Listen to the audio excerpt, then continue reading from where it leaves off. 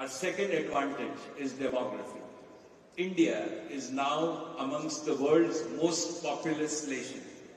Soon, our economy will become the third largest globally. This will potentially make India the world's largest media and entertainment market. Just look at the numbers.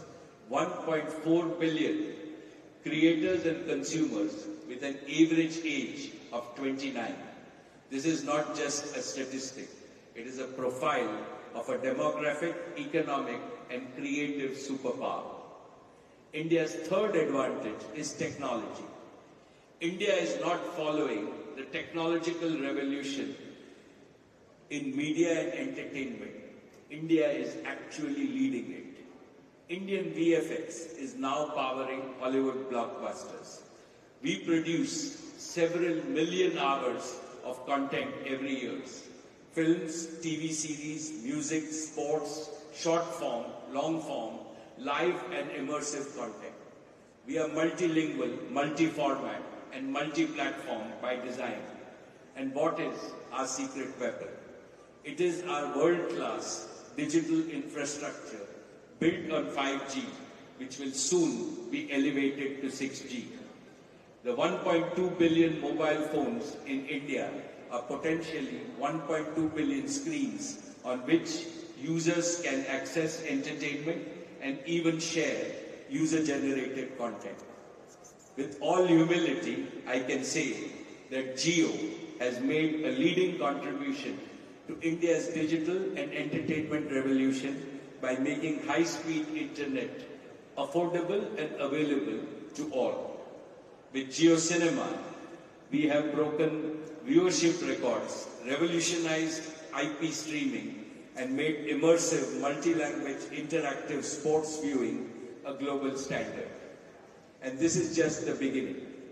Jio's partnership with Disney marks the dawn of a new era in digital storytelling. We have created Jio Hotstar with the ambition of equaling, even surpassing, the impact of leading creators of entertainment globally. It will provide a platform for the best and the brightest talent from India and abroad. Its technology stack is unrivaled. In short, Jio Hotstar is committed to making India a proud leader in the global entertainment industry. Dear friends, over the next 4 days, participants in this summit will discuss weighty ideas and share their valuable perspectives and experiences. Let me present my 4 action points for your consideration. My first action point is we must not miss this humongous opportunity that is beckoning all of us. I would like to repeat what I said in the morning because it merits restating. India's media and entertainment industry today stands at $28 billion. We can easily grow this 5 times to over $100 billion in the next decade. This will give birth to huge new opportunities in employment and entrepreneurship in diverse fields. To achieve this, India should invest in state-of-the-art content clusters across India. India should train tens of thousands of our talented young people in animation, VFX, and other technologies. India should incentivize IP creation, AI-powered innovation, and gamification. India should have a new investment avenues for this industry, and India should create an enabling and encouraging and empowering regulatory environment that rewards imagination and inclusion. My second idea is that the best among our content creators need to start thinking of the world as a market and start creating content for global audiences. We should nurture even our regional creators to go global. Decades ago, when technology was not highly advanced, Raj Kapoor and other doyens of Indian cinema made films that became immensely popular in Russia, China, Central America, and elsewhere. Satyajit Ray mesmerized global audiences with his black and white movies.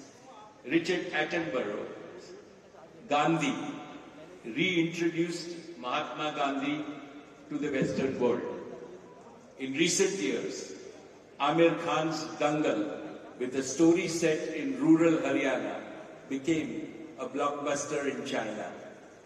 Since sports is also a new genre of entertainment, IPL has now gained phenomenal viewership around the world.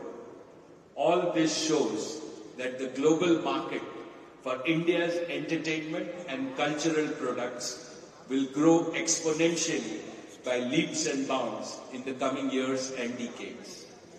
My third idea is that we should forge partnerships and collaborations with innovative entrepreneurs, artists and studios from around the world.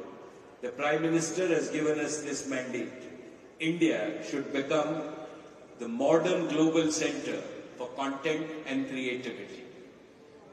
My fourth idea relates to the fundamental purpose of all creative industries. I believe that the purpose of all we do is to build a better world for our future generations.